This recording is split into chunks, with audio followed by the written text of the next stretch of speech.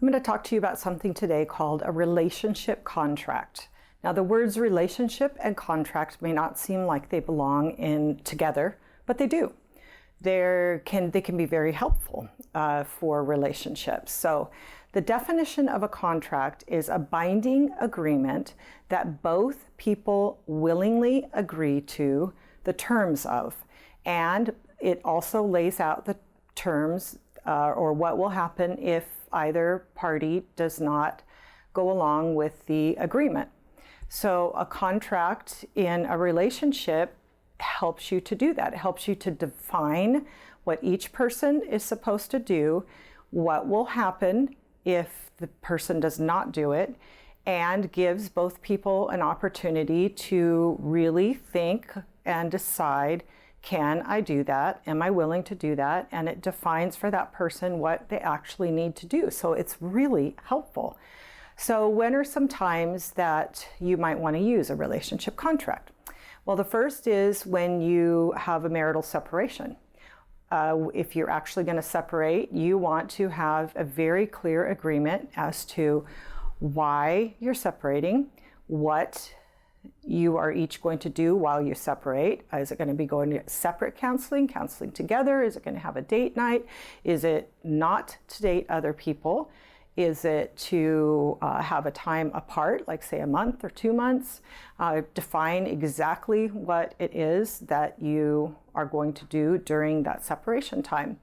Also in a marital crisis, which could be a part obviously of your separation, and that is, what is going on? Is if you've reached an impasse in your marriage and you feel like I can no longer live with this particular thing happening or situation or whatever that is going on, you can look at that and say, here's what's going on for me. Define what is going on, what is bothering you, what is the behavior that has to change. What is it that you need to change, say, in order to not separate or to get back from the separation? Or what type of response do you need with a particular thing going on? And again, you can ask the other person, explain, this is what is going on, this is what I need. I'm going to ask you if you're willing to do that. I'm going to ask you what you're willing to do for me and what you need from me. And let's agree. And it can be in writing or it could be verbal. Both of those contracts in business are legally binding. So a marital crisis. The next is with abuse.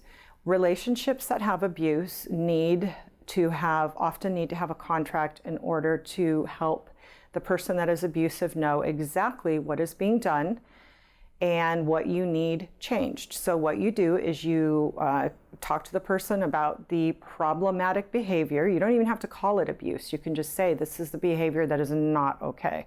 This is a behavior that has to change. Describe what it is that's being done. Is it discounting? Is it name calling? Is it hostile anger? Is it put downs? Is it manipulation? What is it? And just say, these are the things that have to change, and write down what they are, describe them, ask the person, are you willing to work on these? Are you willing to change? And if the person is willing to change, the person is agreeing to it. I'm willing to work on these things. That gives you the right to stop the person when it happens and say, hey, you agreed to not manipulate me, but you just did. And the person should say, oh, I'm sorry, I didn't realize I was doing that.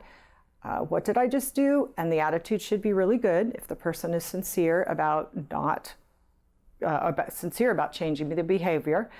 Or for instance, I felt discounted. You're discounting me in what you just said.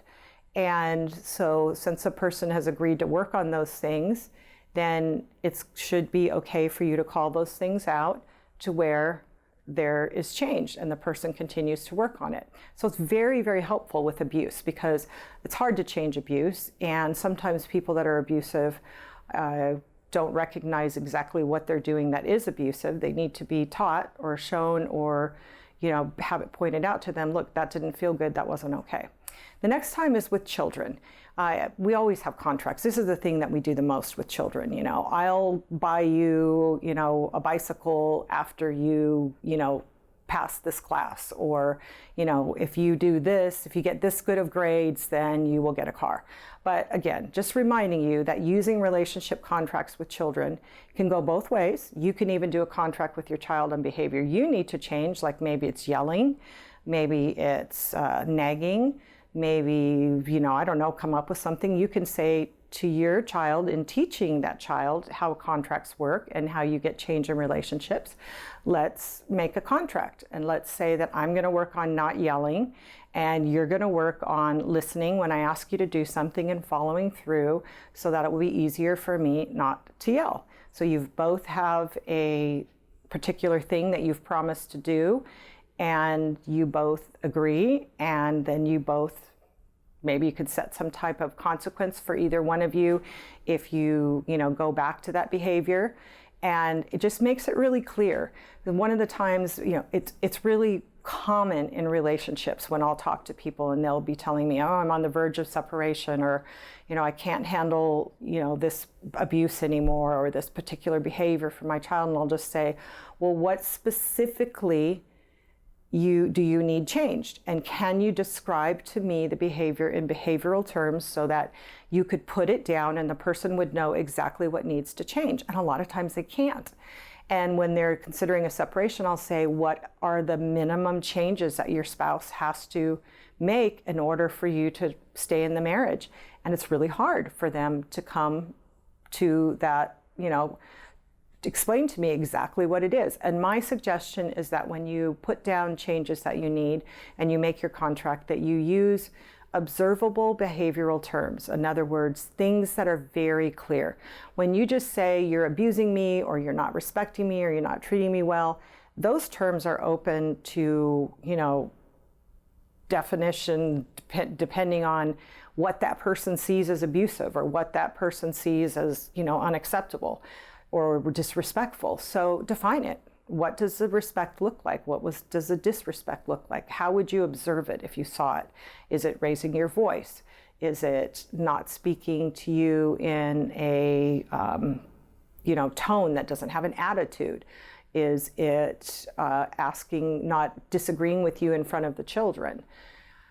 In terms of abuse, like I said, give it the label. So observable terms that you describe in specific behaviors that you could literally count them. You could say, oh, I saw that behavior that I want to see 5 times today, and I saw the behavior I don't want to see 3 times today. How is that person doing? The person is getting better. Is the person agreeing, complying with the contract? Yeah, well, I'm seeing some change. This is really good. Or I didn't see that positive behavior at all today. I only saw the prior behavior, and I'm not feeling really good about this. So relationship contracts are really, really helpful. There's a scripture where God has a contract with us. Deuteronomy 28, 1 through 2 and 15 says, if you fully obey the Lord your God and carefully follow all his commands I give you today, the Lord your God will set you high above all nations on earth. All these blessings will come upon you and accompany you if you obey the Lord your God. However, if you do not obey the Lord your God and do not carefully follow all his commands and decrees I am giving you today, I being Moses, all these curses will come upon you and overtake you. Cause and effect. Okay, you make an agreement. Okay, I'll do these things. God says, then I'll do this. You do these things, and then I won't do this. This will happen instead. So contracts are a normal part of life. They're part of our jobs. They're part of business. And now let's make them a part of your relationship. So thank you for watching this video on Change My Relationship. I hope you'll go to my channel and watch more. Thank you.